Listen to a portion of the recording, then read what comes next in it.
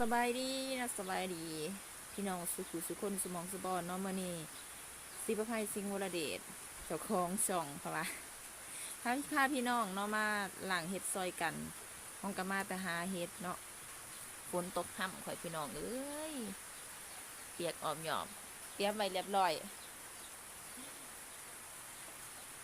หลังเฮ็ดสมปีแกงพี่น้องมาหลังซอยกันมาเด้อพี่น้องหลังเฮ็ดน้ำกันเนาะตัดปีนออกก่อนเป็นหนางัว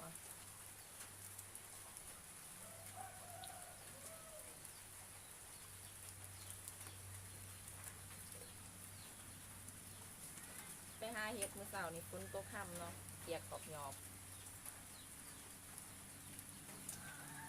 มาแล้วก็ฝ้าวอาบน้ำเปลี่ยนเสื้อผ้าหนาวสั่นมาสั่น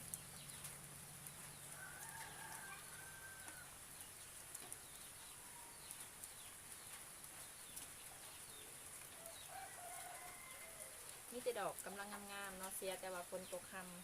ำฝนตกค่ำแหละมันมีขี้ดินนะดินติดตามดอกมันเนาะที่หลังยากแน่คือสิใส่เวลาโดนเติบเพราะว่าหลังทีเดียวเดี๋ยวสิแกงใส่ผักติ๋วอ่อนแล้วก็ใส่ผักขะแยงหน่อยเนาะคือเห็นเนี่ยแหละมาบางคนก็แกงใส่ผักอีตูปกติก็แกงใส่ผักอีตูอยู่เนาะแต่วันนี้กายทงหน้าขึ้นมาเลยคิดอยากแกงใส่ผักขะแยงหอมๆกินผักขะแยงที่สีแสบ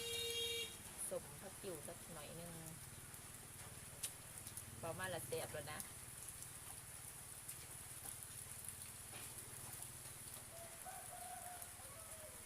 หากว่าฝนบ่ต้องห้ามนี่ดอกคนสิงามหลายเนาะ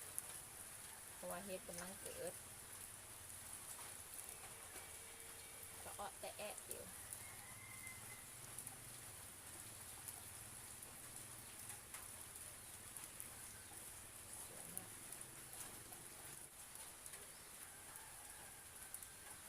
ขอบใจทุกคนกันละกันเนาะที่เขามาเบิ่งขอบใจที่กดติดตามฝากช่องผู้ขาในเด้อหากระตั้งเลนตั้งหัวตั้งไปทั่วทิพย์ทั่วแดนเลยพี่น้องแต่ก็บ่ฮู้ว่าข่อยเครียดหยังคือกันเพราะว่าได้มีนั่นนี่เล็กๆน้อยๆนะโม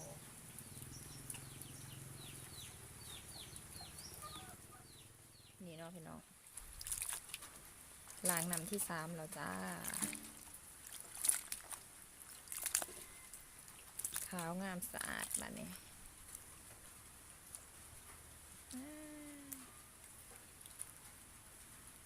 งามลายงามแหง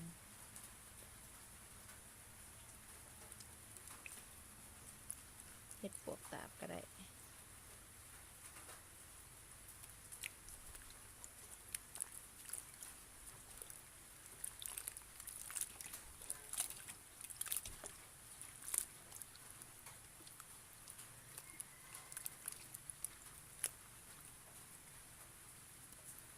สุดยอดไปเลยค่ะเสิร์ฟกันใส่กระโตกเนาะทีนี้รอถาเตรียมมาลงหม้อ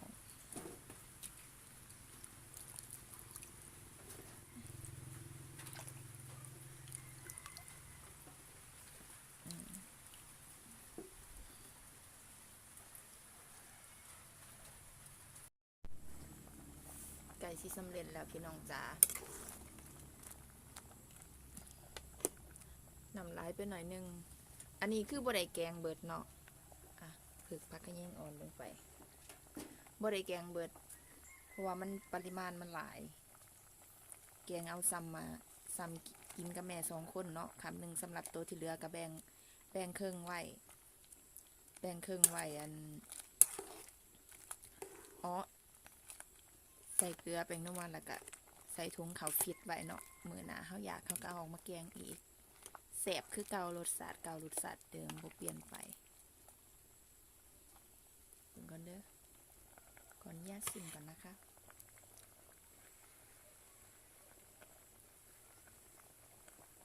ใส่ทุกอย่างลงไปนี่แหละเนาะพี่น้องเกลือแป้งนัวปลาแดง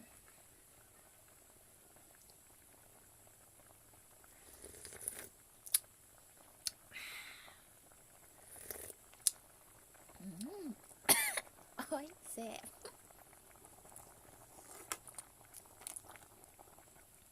พร้อมเสิร์ฟแล้วจ้า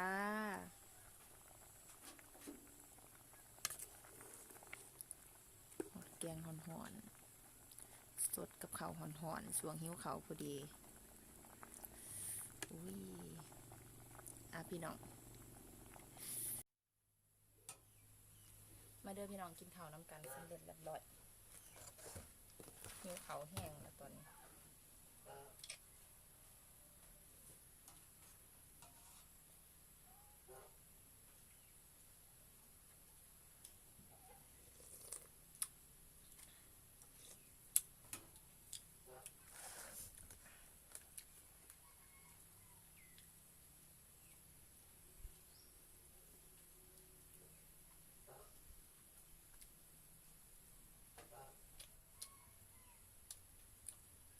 กินผู้เดียวเนาะอีแม่เพิ่นยังเฮ็ดเวียกอยู่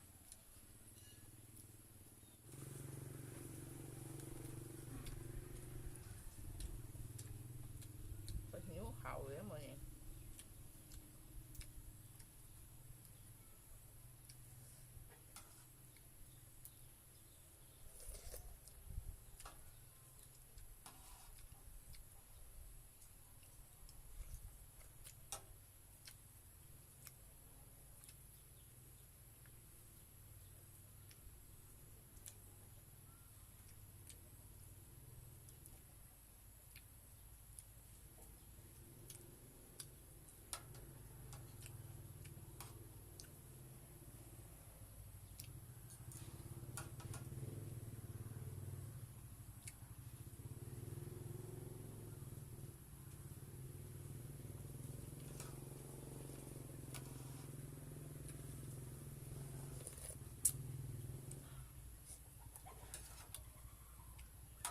แซ่บกินผู้เดียวแซ่บผู้เดียว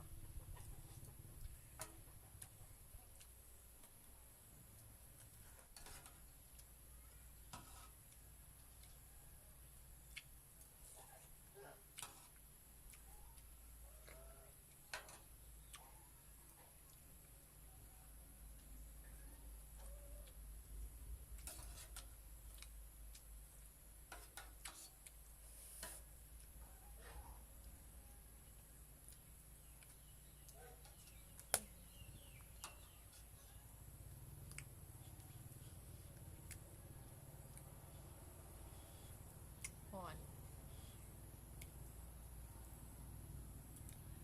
จุ่มมึงไงไอทวนอยู่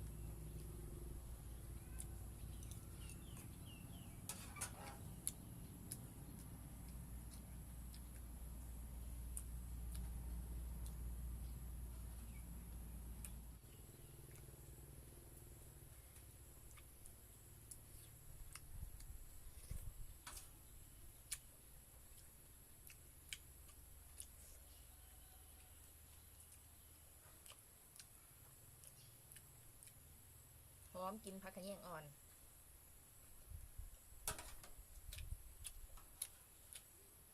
ผักกิ่วสมพอได้กิน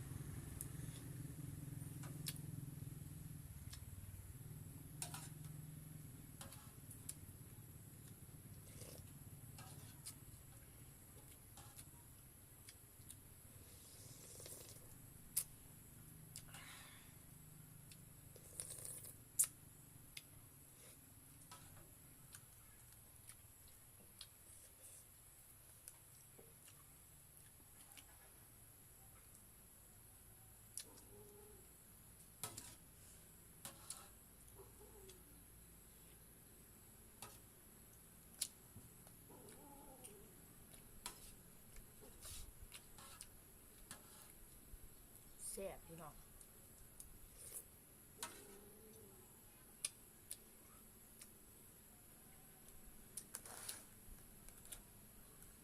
เป็นคนจะกินเขาข้ามบนใหญ่เนาะมาเฮ็ดข้ามหน่อยๆหน่อยๆได้กว่าเขาบนเน้นอาหาร